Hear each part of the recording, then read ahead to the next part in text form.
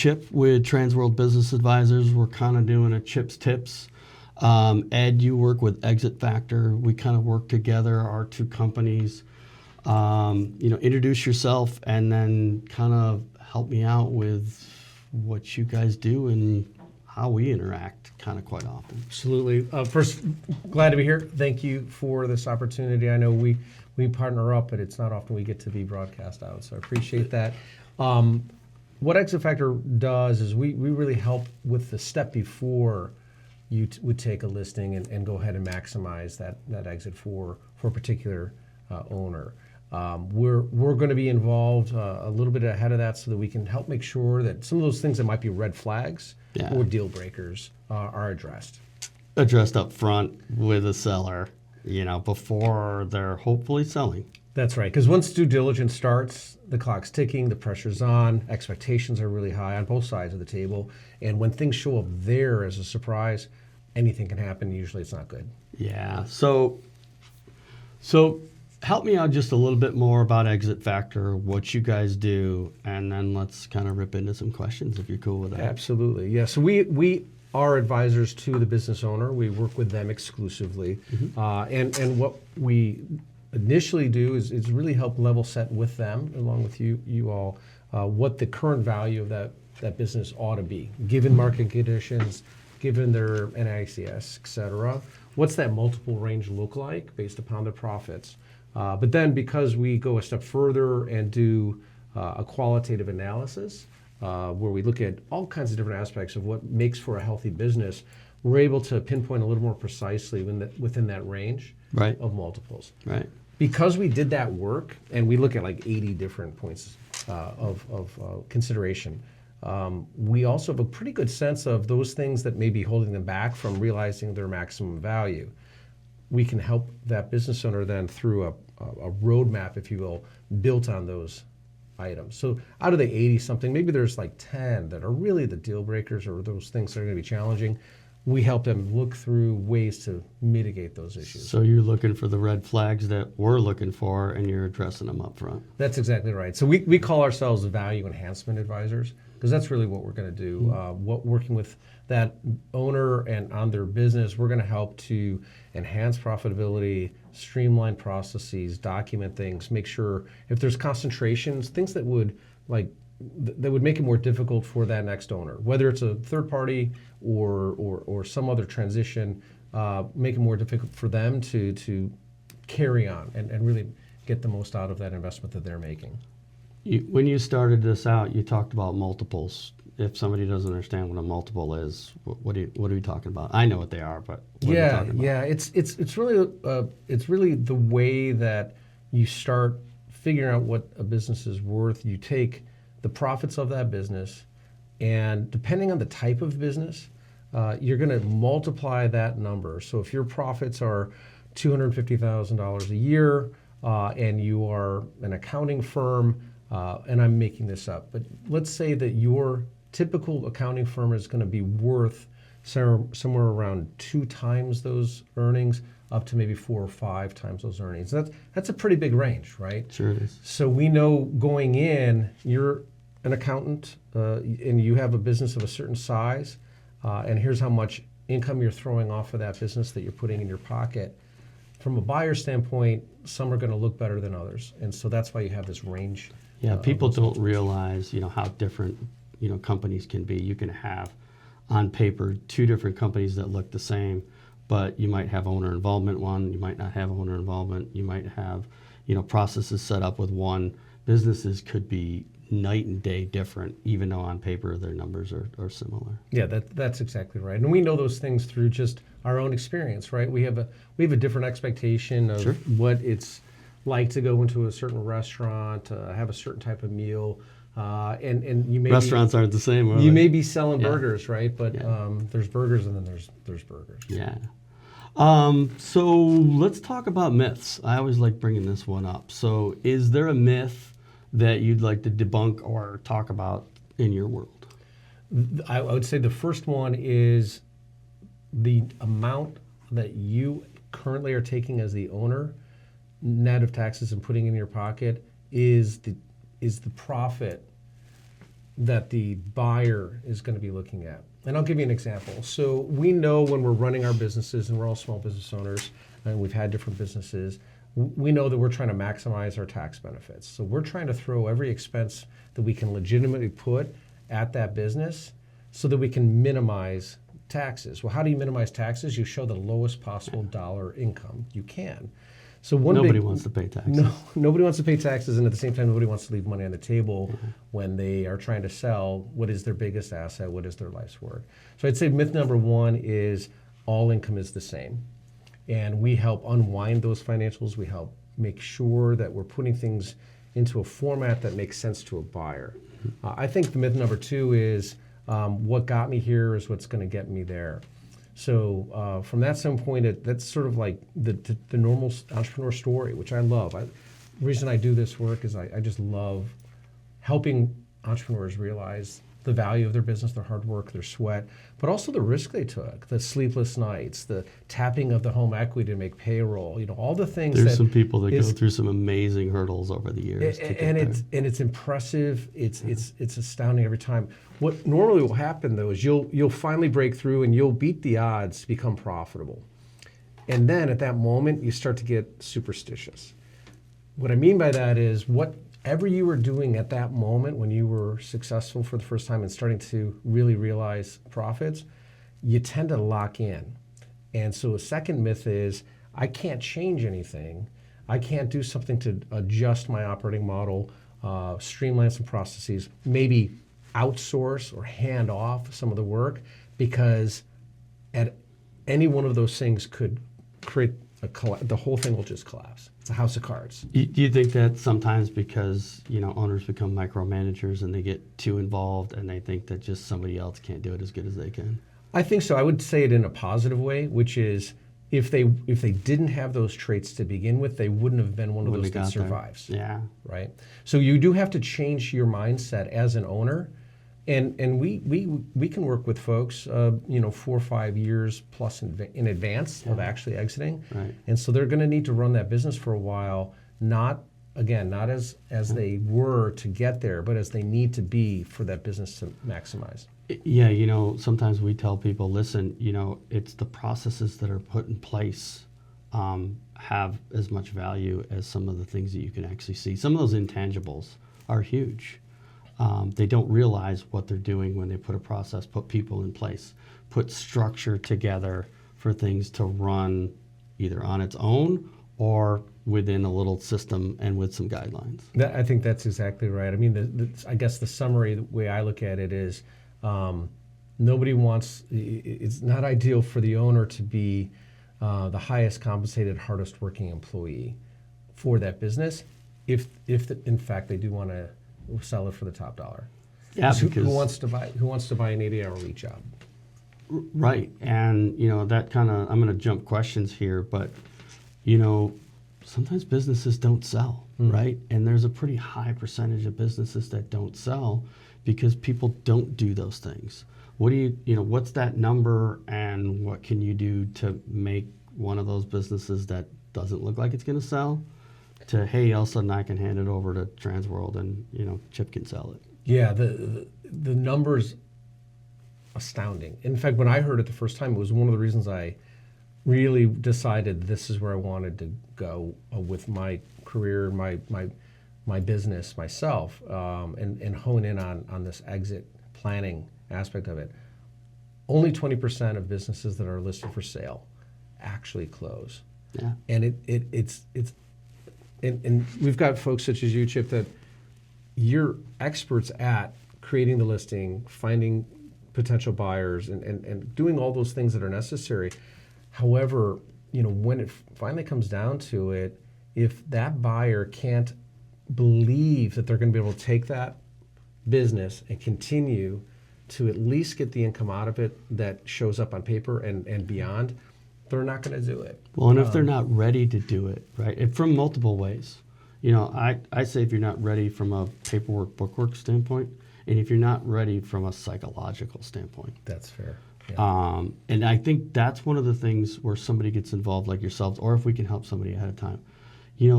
It's emotional. There's a lot of ties. These people have done this for their whole lives. They're employees of their family. It's that psychological, emotional part that I think that we help people to sort of detach a little bit, or because we're not part of it, we're not emotional into it, and we look at numbers and we look at the structures. How are you helping somebody on that side from the psychological piece? In fact, it comes first, because no change is actually going to be possible until you address sort of their why. And I know a lot of folks talk about the why these days, and there's a reason for that. It's because you actually can't escape it until you are able to sit down as a business owner and say, I've accomplished certain things. I'm very proud of it. My personal identity is tied up in this, but I have a higher why. I have a more important, bigger goal for myself, for my family, and I want to make that happen. That has to be more important than continuing to operate that business, which they get a lot out of. So the emotional part, I think, starts with not shying away from it, but embracing it in a way that helps the owner step back and look at that bigger picture. If Why they're did not they get ready into to fight through the whole process, we're in trouble. Yeah. So you're talking about people use the analogy of like this is like a child. And again, like I mentioned, their identity is tied up into being this business owner. And there's another stat out there that's really a discouraging one, if you don't have a plan on how to fix it, and that is over 75% of all owners that are successful in exiting deeply regret it a year later. And I don't think that's because we're not necessarily helping them maximize the dollar amount. There's more to it than that, right? No, I think it becomes beyond money at times. For us, I want to know what their plan is afterwards before I know what their numbers are. Yeah. Because that's important. It's way different. Talking to somebody that's in their 50s, that's different than somebody that's 65 or 70. Absolutely. And every family is unique, just like every business is unique. And so we as the professionals can't shy away from having that conversation. No, and I see that when I know somebody will fight and basically is behind the process, I know we're going to get through that process because this isn't an easy thing to do by any means. It's not. And then the proverbial, elephant, how do you eat it? One bite at a One time. bite at a time. So, that's where, I think one of the best things we do professionally, and it's really any good professional that's working with folks on a personal basis that also has some science behind it, some technology, some sort of algorithmic, theoretical solve is not the differentiator is not how you can calculate to the 5th decimal place the exact answer on that. It's how far up you can take them on that curve before they lose sleep, before they give up, before they get discouraged. So we may find 20, 30 things that need fixing. We're going to focus one quarter by one quarter. What are those top 2 or 3 things that really are the most important ones on the list? Let's tackle those. Give them some good wins, and then build some momentum behind it. Once they see that the change is not painful, in fact, it might actually free up their time. It may actually reinvigorate employees. It might actually start to help them actually visualize the exit. Then things start humming. Yeah, because they might put things in place that work more efficiently. They might realize that, hey, maybe people were being overworked, or we start looking at what people are doing, or maybe what the owner's doing. A lot of times we're trying to figure out what the owner's doing, and then we're trying to figure out how to either remove them or replace them, or have that piece handled by somebody else. But yeah, we see it quite often where they start to regret it at the end because they see how perfectly it's running. But when it's running perfectly, that's when you should be selling. When you're on the top, that's when you should be selling. Too many people come to both of us at the wrong time. And that's why I think it helps to get ahead of things. Like talking to you guys ahead of time, that's huge in our opinion. Yeah, I agree. You can only do so much with window dressing, right? And lipstick on a pig. Yeah, I didn't want to say it, come on, man. But it's true. Yeah, right. And the thing is, I always assume people are smart on both sides of the equation, right? So lipstick on a pig isn't fooling anybody, anyhow.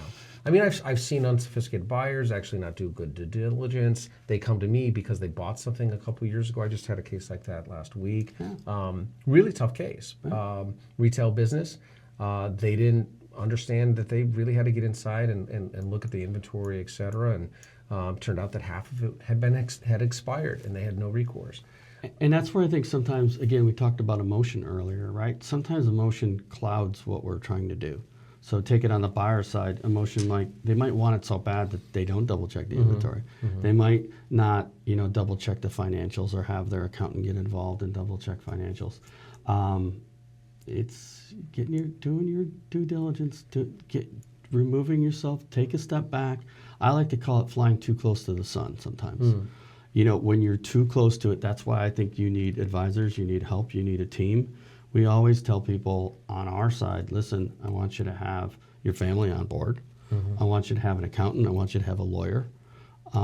Look at this as a group, not just one person, because it takes a whole team to do this. I agree. It's an interesting point you're making about who to bring inside the tent, so to speak, because we do also caution, until you're getting close to where you're able to do the listing and go, discretion's important because if you are going to take the path of working with an exit planner for a few years in advance, you definitely have to be careful to talk to employees, to bring in your trusted, executive. We don't want you to tell anybody. It's the fastest way to destroy value. So that's true. And at the same time, those that are around you that serve you personally or connected to you personally like family, yes, absolutely. Because they're going to reinforce the right things. I'd add another really important person to that around the table conversation. That's a financial planner. Yeah. And I think that's in large part because that person is also, just like you and I, going to be talking to them about their why and what this will mean to them and their bigger picture goals. And that reinforcement mechanism is going to be helpful for sure. So what do you see that tends to derail deals? Like, what are your kind of top deal killers that come across that you see? Okay, so I would take it from a couple angles. I think overall, the overarching sort of deal breaker is a listing that just doesn't make sense. Where people can see, and this is why they need to work with Transferable, because you guys are pros at making sure the listing makes sense. I've been a buyer. I've gotten the packages. So I've kicked the tires multiple times over my life, and once you start to double click on those financials, and you're starting to say, hold on, how does this number match up with that number? And you start doing a couple of ratios, doesn't make sense. Okay, well now I want to dig a little deeper. Now let me understand a little bit more about this operation. How many employees do they have? How long have they been in business? How many, concentration of customers, those type of things. And if I see anything that gives me the answer to that story, I'm going to believe it, even though I just made it up, right? So as the buyer, if you don't give me a good story that is believable, that is straightforward, and is easily traced, I'm going to make it up. I'm going to create a pattern in my head, and I think a lot of times that pattern is not a positive one. Right. So I think that's sort of an overarching one that I see. I think the other part of it is, especially, most situations you're going to have financing involved and SBA potentially. You have to also realize that nobody's going to go ahead and sign off on the numbers if as we were talking earlier, if you're only showing $25,000 of income. And the argument's, but I'm actually bringing in $250. Yeah, fantastic. But I take in cash, and there's other here, and we don't want to. I always tell people the more stories you have to tell, that you're losing value every time we have to tell a story. I want to tell as few stories as possible. I think that's spot on, and I think that's a great way to summarize it. I think there's one other thing that can come into play. So in our work, we will, as you've kind of I've inferred already, we'll sort of look at it from a priority standpoint on a roadmap of what things can we tackle to make those. There's always going to be more that can be done, right? And so in your listing, you're always saying like ideas for the next person, right? sure. Here, you should consider expanding into this new geography. Consider adding another service, those types of things. If there's way more of a story there than what I see and what's already there, now I'm wondering why. Why is the owner selling today? If they're leaving all of that on the table and it's just a matter of 6 months or 12 months of flipping that switch, why? I don't believe it. Yeah. I don't believe it at all. Yeah. So I want that story of like, what's the next, I forget what you call that in the listing, but the listing of things of like additional opportunity. Yeah, opportunities. Yeah. Yeah. What should a buyer do that basically the seller wasn't able to or didn't have the time to, or what would they do if they had more time? Yeah, That's right. Absolutely be through opportunities. And if those opportunities aren't continuing the story that shows up in the other part of the listing, then I'm like, okay, you're just trying to juice up your sales price. You're just throwing stuff out there, but it doesn't. It's sort of like getting back to the burgers. Like, oh yeah, and then by the way, the next one, instead of just burgers, you could go ahead and do sushi. Well, I think that's an entirely different kitchen, entirely different staff, entirely different clientele. So yeah, sushi is food, right? Right, but you made all this money, all these gross sales, all these expenses, all this profitability is based on burgers. Right. And you and I both live in the world of it's not about the potential or the what ifs. We base it on the historical data and then the fact that you can bank on that moving forward if you're running it the same way with the same model. That's exactly right. Yeah.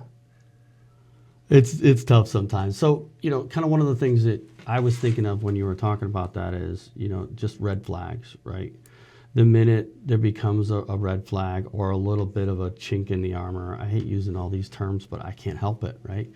I've worked with too many buyers, too many sellers where, when there's a comfort factor with a buyer, we're going to roll through the process more. When that buyer thinks that maybe it's not 100% everything that they're reading or seeing, or they see a problem here and then that leads over to another problem. Like, that's not what we want, right? We want as much transparency as possible. Yeah, it's an interesting dance though, right? Because as you mentioned, you want the story to be right. And if you ever find yourself, you're reading a book and you're really into it and all of a sudden there's a sentence or something that doesn't make sense.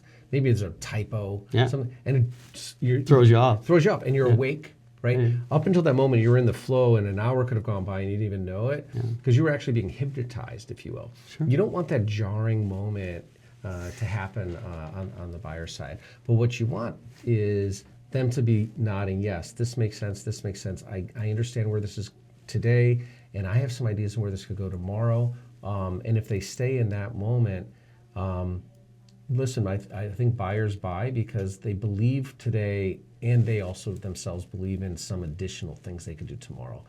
Very few of them are buying a business thinking I'm just going to occupy that seat and just because you could do that a lot easier with other kinds of investments, right? Yeah, so we talk about absentee owners a lot, and one of the things that we want to see, buyers come in as, we want to see them come in with that background. We want to see them come from that industry. I don't want to see an HVAC contractor going to buy a sub shop or vice versa, right? I want to see an HVAC guy buying an HVAC company. Now, is it odd that maybe they go and buy a plumber or a roofer or maybe something similar? No, it's not too much of a stretch, but you want to know that they're taking that history and what they know and applying it into the new and hopefully maybe making it a little bit more efficient or maybe learning something from it. Yeah, that's right. The transferability, right? So you got to have that background. There's the we're gonna use buzzwords, right? Throw them out, man. Let's use them all. The synergies of the deal. There's a deal promise, right? And that's a term you use on the M&A side a lot. In the big deals, and that sort of deal promise usually relies on this notion that we'll add something to what we're buying, and we're going to get a multiplier effect on it, right? And so again, you want to set this seller up in a way that they're seen as that piece of the puzzle. And for a small business, mainstream business, it's not going to be the big financial engineered like mergers of equals and all kinds of spin off this over that and do that. Main Street USA is a little different. This is about somebody walking and saying, I believe this business is something that I myself can run, Yeah. and I'm already dreaming about what that's going to be like, and I already am thinking to myself, what other things that I could do once I'm in that seat. And if it's been set up right and they know they can take it over easily, that's what we're trying to lay out for people. And that's where you're coming in and setting that up more in advance versus somebody who's not prepared and we've signed the paperwork, you're taking it over, and they get together on day one after closing and the seller doesn't know what to start talking to them about. I think that's right. And that's where, from our seat, what we do is applicable actually in any situation that there's a transition. Yeah. So, for instance, I want my daughter to take over the business or a key employee. If you do this work the right way, you set them up for success. So, sometimes I'll hear, well, I don't really, I don't want to maximize the value because I'm not looking to sell this outright. Well, you still have a situation where I was talking to somebody earlier this week. They have a rental property business. Right now, they manage 200 different single-family homes. 200 single-family homes. They want to grow it over the next 10 years to 500, and then their dream is that it's a legacy for their kids. Sure. First question I asked them: how many kids? 5. So now I know from experience, having started off my career as a financial planner and wealth advisor, and then doing management consulting for longer than I want to say in a recording, only maybe 2 of those kids are going to want to be in that business. Right? So if you go to transition that business to the children, 3 of them say no, they still want to get paid. Right. So what that. What are those 5 pieces worth? Correct. So now the scenario, the likely scenario that plays out all the time is you've got highly experienced older generation had built the business over 30 years, no leverage, can do it in their sleep because they do it in their sleep, and they hand it off to an inexperienced younger generation who has to get debt and leverage in order to pay off the 3 siblings that don't want to be in the business. That's not a recipe for success. So if we can at least get some processes documented, make sure your vendor relationships are solid, make sure that the cash flow is there, and you also have a key person risk that's going to bolt for the exits as soon as they hear about it. It's a better business all around. It may not end up being a classic sale. And it may not go to the kids at all, right? They may have the plan for that, and we've all seen things happen to where it gets derailed, and all of a sudden we've taken a left-hand turn, none of the kids want it, or maybe there's some health issue, right? Or the kids can't take it over, something's changed, and now we've got to go on the open market. And if you've prepared it, it doesn't matter whether it goes to kids or somebody new. I love that you brought that up, because the other side of this whole that we're talking about happy path here, unhappy path. There's a lot of unhappy. There's a lot of unhappy path, Yeah. and I'm throwing a lot of stats your way. Come on, man. Another one is 48% of businesses are going to exit because of a crisis. Yeah. It's death, disability, divorce, bad partner, or some other sort of stress that causes it. And those can happen at any time. So yeah, you're 100% right. I'm glad you said that, Chip, because your intention may be, I want to hand this off to my kids in 10 years. It may not happen, and you may not have a choice. So having that business in a position where it can be sold, let's paint the worst case scenario, when something suddenly happens to you and they have to do that. Yeah. Unfortunately, something like that did happen to my neighbor 2 years ago. It was a very unexpected situation, and the people didn't even know how to get into the computer, right? And there were 3 different LLCs that all had like they were all intertwined with each other. There was an unwinding that had to be done from a business structure standpoint, let alone paying. You had payroll to hit, you had vendors, you had things coming due, and it wasn't set up for that. Yeah, it becomes difficult, right? So what are a couple of really easy changes that you guys suggest to your clients that are quick, simple, anybody can do it, and once you kind of go through your stuff, you're like, like let's say, a tanglement situation like that. That's a little bit more intricate. But what's a couple of simple things that people could do immediately that would sort of kind of increase their value or make a little bit of a change for I what think they have going on? one of them that's right away, because I think you'd agree, like the number one thing that derails, like we said earlier, is the financials. Yeah. Right. So it's you can't do your books at the kitchen table anymore. Right. And so if you have somebody on your team that is actually a trained bookkeeper and can get a little bit of extra training and help in order to make sure that your chart of accounts and everything is set up properly, or if you need it outsourced, it's worth the money to make sure that you're starting to actually track things in a way that is defensible and clear and logical. Along with that is to start thinking very seriously about, is it really worth trying to save a little bit of income taxes today that's going to destroy your value tomorrow? You remember the multiple thing we started with, right?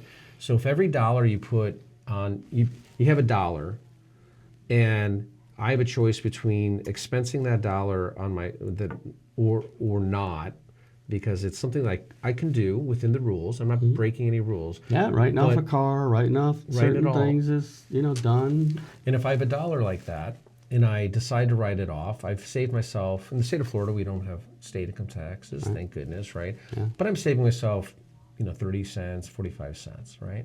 But if that dollar showed up on the other side, on the bottom, on the lower lines, and your multiple is a 5x, you're giving up 30, 40 cents today, you're getting $5 tomorrow. That's a mind bender, and that one's a hard one for folks, but I think that's one of those first conversations you have. But that's why it helps to get it, like to plan it that 2 or 3 years out, being like, okay, here's the things that you're doing. Okay, I get it. I do the same thing. I've done the same thing. Absolutely. We've all done it. We've all kind of, made things a little easier for us from a tax burden, but stop, cut it out. And here's why it's going to pay off for you. And when you start doing that 2 to 3 times number, off that profitability, the lights go off sometimes. And I'm not going to lie to you. Other times, from our standpoint, you still haven't done it. We tell people, listen, you already took that profitability up front. You already took it over the last 2 to 3 years. That's right. So we're not going to be able to sell it for the same amount. So no, you're not going to get 900,000. You're going to get 600,000 because you already took that 300,000. That's exactly right. So I'd say that's number one. The number two thing that I think is a quick one to jump to is to just get arms around how you run the business. Not many of us, sit down and obsess about writing out the process itself and the different handoffs of work and how that all happens. You want to actually start to capture that. Because once you do that, there's going to be a decent amount of self-diagnosis by going through that exercise. Right. It's sort of like these professional coaches that work for you, like on your personal side, of like keep track of your meals. Figure out what you're eating, and it's an eye opener every time, right? The same thing for the Weight Watchers points, and when you see them at the end of the day. I mean, I don't want to market myself as Weight Watchers for businesses. That's probably not a winning. I've done the points, but I've analyzed. But it is true. Questioned. Right? Once you start to actually write out and capture and understand all the things that are happening in your business, then ways to simplify that, ways to automate, and absolutely ways to reallocate the work so that Mary isn't doing the books and emptying the trash and also, calling to scream at your primary supplier. Yeah, put those processes for parts, in right? place.